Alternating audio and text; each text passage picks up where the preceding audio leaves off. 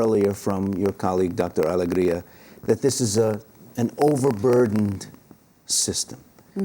So are you likely to get the equivalent of, the mental health equivalent of battlefield medicine, sort of patch you up so you can stand up and walk out the door, rather than perhaps what you really need?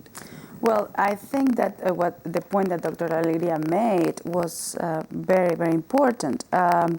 Because of lack of health insurance, and even when people have, like you said, health insurance, the coverage of general health insurance compared to mental health insurance, there's a disparity there. So, so people don't get access to adequate mental health treatment. So what happens? They go to the ERs. They get too late to get treatment, and they go to inpatient units, and the costs go up. So basically, what we need to do is to really advocate for, health insurance for everybody will help. That will be the first step, but also to promote, awareness, and to promote what are the signs of symptoms of mental illness. Let's talk about this gentleman that was in the videotape for the World Trade Center, and I can talk it firsthand because I was part of the official program in New York.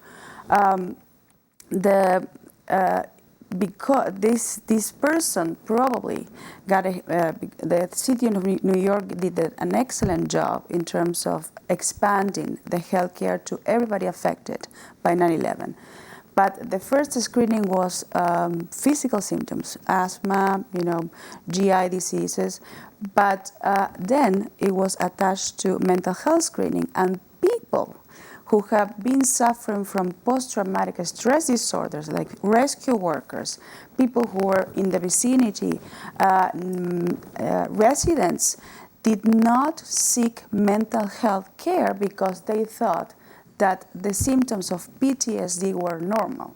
And we can get into the off-topic of PTSD in the Army, but they were normal, so they assume, well, yes, this event happened, so they were dealing with insomnia, chronic depression, loss of employment because they couldn't raise up and go to work. So, I think that being proactive and going to the communities and breaking the model of the medical model of sitting in an office and waiting for the patients to come is crucial for Hispanic patients. We have to outreach in the community, in the schools. We have to let the teachers know how to detect when somebody has a learning problem, and it's not bilingualism. When somebody has, because of overworked parents, some kind of depression. We know that the topic of suicide attempts in Latinos, which is the highest rate. Something is happening, and we need to bring these issues to the table. Can we do that, Congress? If immigration is such a terrible stress to people mentally, how come you guys did so well? What's the difference? What is it about the immigrant experience that makes people, can bring out illness in people? Well, first of all, I think with any immigration experience, it's a trauma in itself. I've been here in this country for 14 years, so I'm at a point now where I wasn't 14 years ago. As a personal experience, it was very tough to move away from my family. And I had good resources. I come here for school. But let's talk about the average immigrant who usually comes to this country to make the American dream. And we're far from achieving the American dream because, they have to go through, either coyotes and pass the borders in not the most satisfactory way. So I think that our cases are a little bit different, but the cases that we see in our clinical setting are completely different. We're talking about, for example, mothers or parents who work 2 to 3 jobs. They don't speak Spanish. They don't have time to learn English.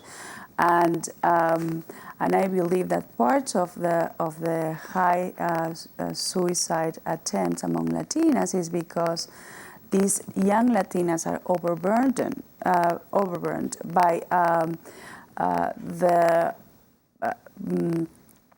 care of other siblings. They have to do household chores because the parents are not home, and there's no other way. The housing needs for immigrants, I mean, we have our own house, our own apartment, 1 bedroom, 2 bedroom, whatever it is.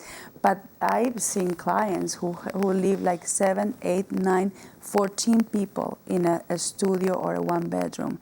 That's absolutely not out of the norm. And, forget about trying to have any kind of intimacy, any kind of family dynamics. It's impossible. So I guess I can tell I'm the exception because, I came in a different boat. But most of the immigrants come here because they want a better life. And usually compared to their countries, and they send money to their countries of origin. And most of the times they have their families, their whole entire families living there. So isolation from them and guilt and the issue of being depressed because they cannot see their children grow and they have to send money. That adds to the issue. Well, you heard aspects of that in our Ecuadorian Segunda, who take the topic of the veterans. What's the percentage of within the Veterans Administration of bilingual, bicultural mental health providers? We have a huge amount of Latino soldiers who are not only coming with PTSD, but also coming with traumatic brain injury, mild traumatic brain injury, and we need highly specialized professionals to test that. We don't have instruments to assess people in Spanish, and what are we doing about this? That's